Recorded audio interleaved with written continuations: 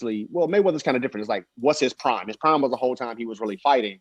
But to me, he didn't fight Mayweather at his physical prime. He fought him at his mental prime, but not his physical prime. So, I mean, in terms of guys who are on the pound for pound list, I think Canelo has this. What's frustrating about him is that I think he actually does have a high skill level. Yeah. I think he is very capable. I think he can be a true Mexican warrior and champion. Yeah. What I'm disappointed in him is that it's intellectually dishonest what they're trying to peddle to us. And I think he's questioning our boxing intelligence. Like, we don't believe we don't know what we're seeing. Yeah, like, and that's the part that's disappointing. We're supposed to believe the media like we don't have our own goddamn brain. Yeah. That's the part that is insulting. It's like, come on, kid. We see the facade. In the last 20 years, we've only seen 2 pound for pound champions, right? At least to me. And I'm not saying that because of a pride thing or anything, but there was Roy Jones Jr.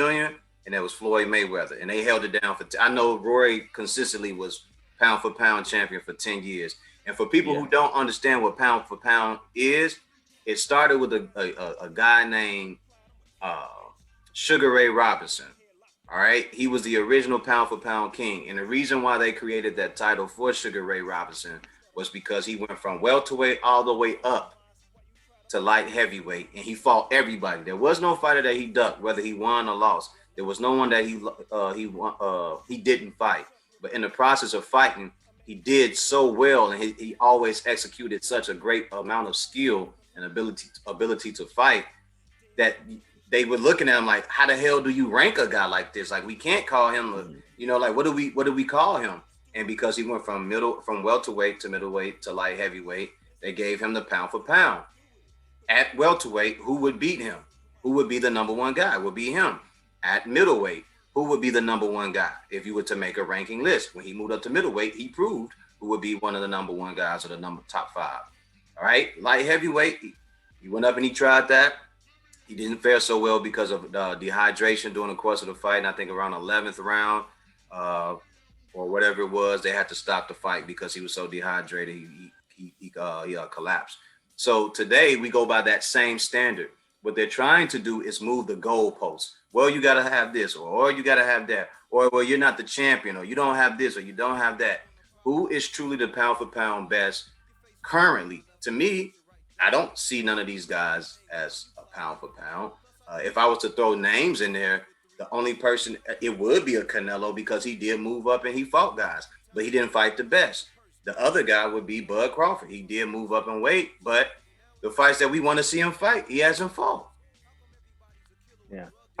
To me, there is no pound for pound in the current state of boxing. No. Because you do have some guys who will take on all comers, but they tend to be at the same weight class. Like, I think Errol Spence will fight anybody, but he's only been at 147.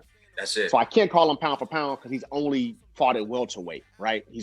And so we don't know if his skills will be transferable to other weight classes.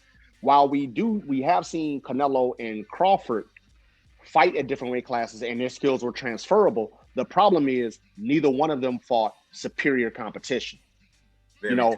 Okay, Bud at 135, Ricky Burns. We kind of know what Ricky Burns is. Yeah. Bud at 140, Julius Ndongo.